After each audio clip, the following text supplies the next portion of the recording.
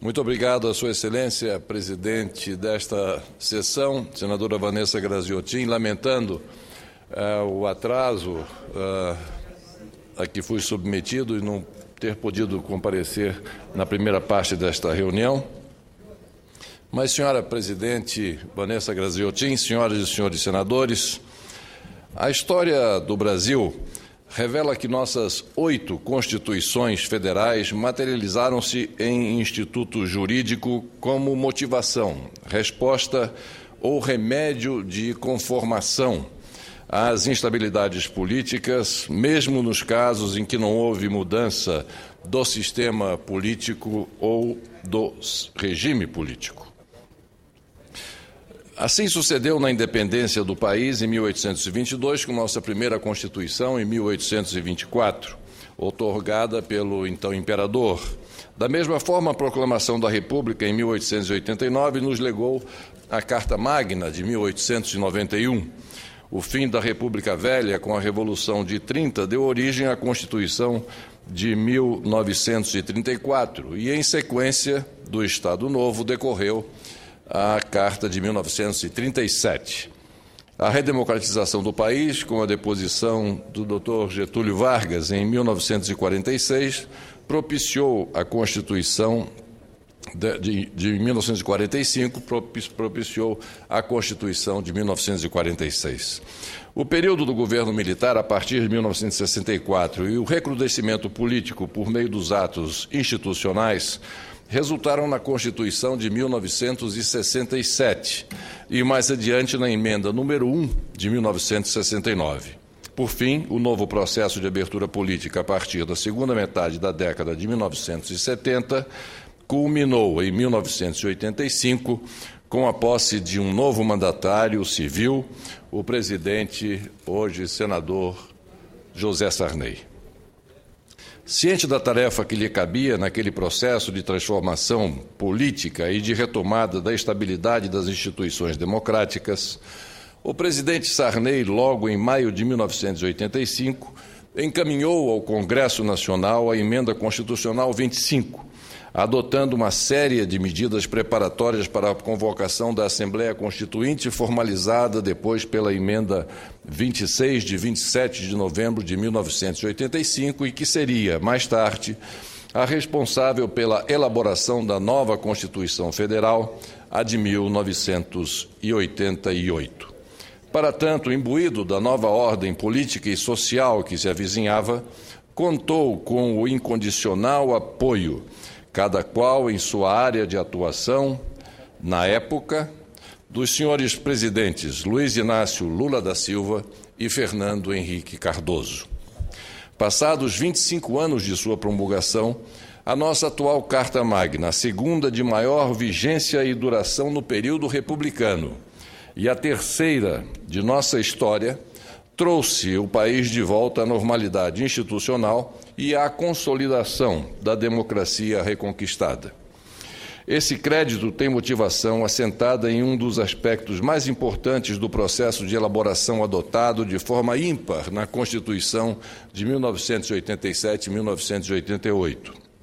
O fato de ter sido a primeira Constituição brasileira formulada integralmente de baixo para cima, sem um anteprojeto obrigatoriamente a ser seguido e, menos ainda, sem a imposição de um comando ideológico.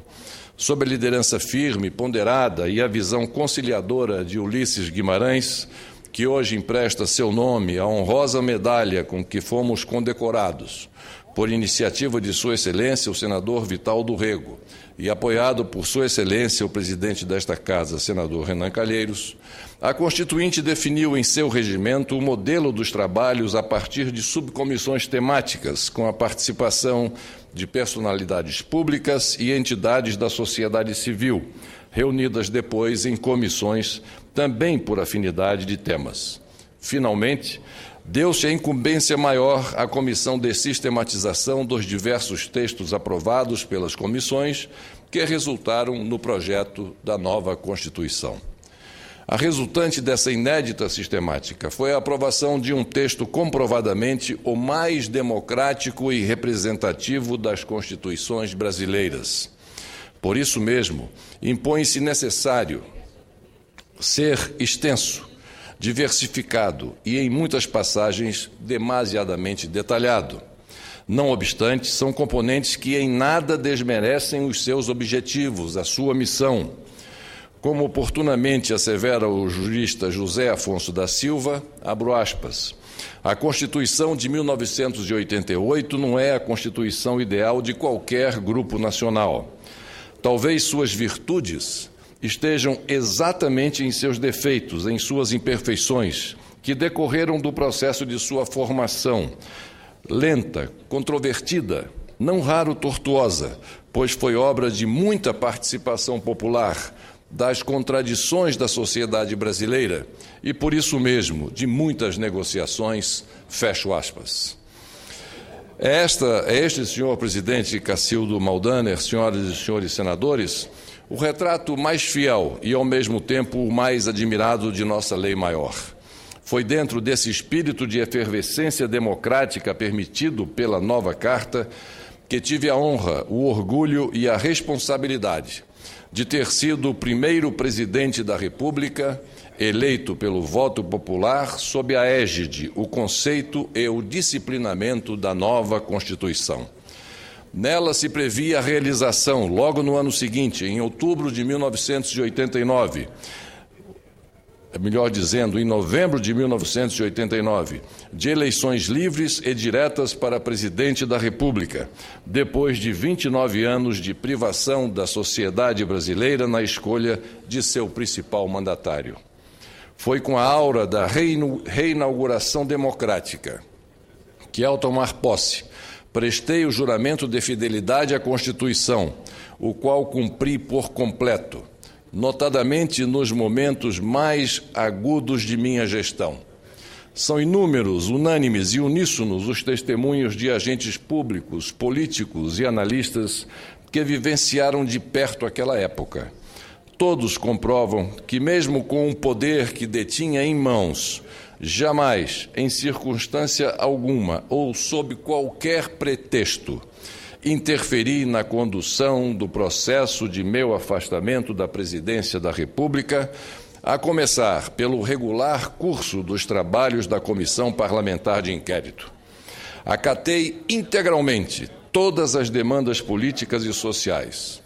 Preservei o livre e perfeito funcionamento das instituições democráticas, especialmente em relação a este Parlamento, e, em particular, no que tange aos princípios constitucionais da separação, da independência e da harmonia entre os poderes da União. Honrei a democracia, postando-me sobre a primazia republicana, mesmo nos momentos mais conflituosos.